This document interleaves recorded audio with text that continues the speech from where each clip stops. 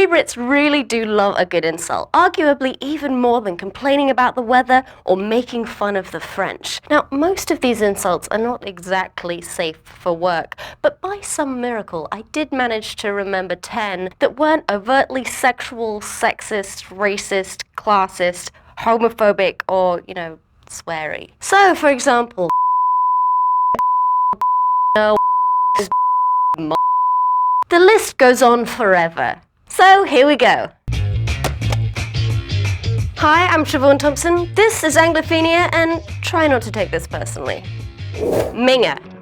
This means that somebody's ugly or doing something that's disgusting. Gross is definitely the closest American equivalent. So, for example, maybe if you were a Liverpool supporter, one might say Wayne Rooney is a potato-headed minger who couldn't kick a ball if the World Cup depended on it.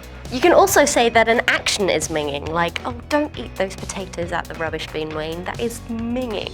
Pillock. This means idiot, specifically a very clumsy, forgetful kind of idiocy. Oh, you forgot your homework again. Brian, you are such a pillock. I know, miss, I'm sorry. Mardy. This is a word that's mostly used in the north of England to describe that very teenage type of sulky, aggressive moodiness. Ugh. Rachel locks herself right in her room as soon as she gets home from school. Gosh, is a Mardy one. Tosser. This is the British equivalent to jerk and means the same thing. You know that thing. I know you know. Gannet. This means somebody who's being greedy, named after the seabird of the same name. 1 cake each, you gannets, I'm watching you. Wayne, stop eating those potatoes. Skiver. This refers to somebody who has skipped off from something that they were supposed to do. Mostly it refers to kids who skip school, but you can skive off pretty much any responsibility if you just put your mind to it. I cannot believe that you got out being Sarah's bridesmaid, you dirty skiver. Berk. This comes from the Cockney rhyming slang Berkshire Hunt, meaning a word that I am not allowed to say here.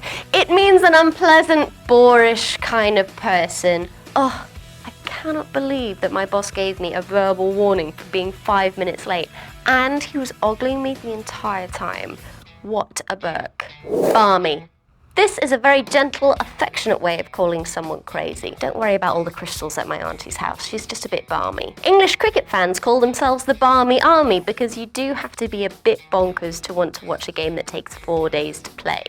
Thick as 2 short planks. This is another term for idiot. What can I say? We value intelligence in my country. I keep catching Wayne eating potatoes out of the bin.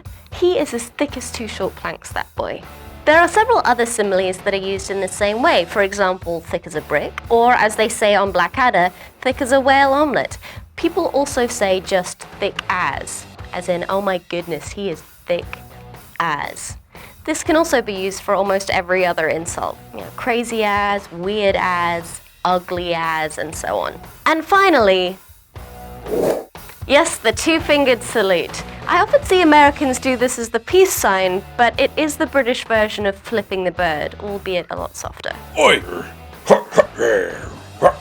The story goes that it comes from when medieval English longbowmen were trouncing the French at battles such as Agincourt. The French would cut off the first 2 fingers of any captured archers so that they could no longer pull a bow.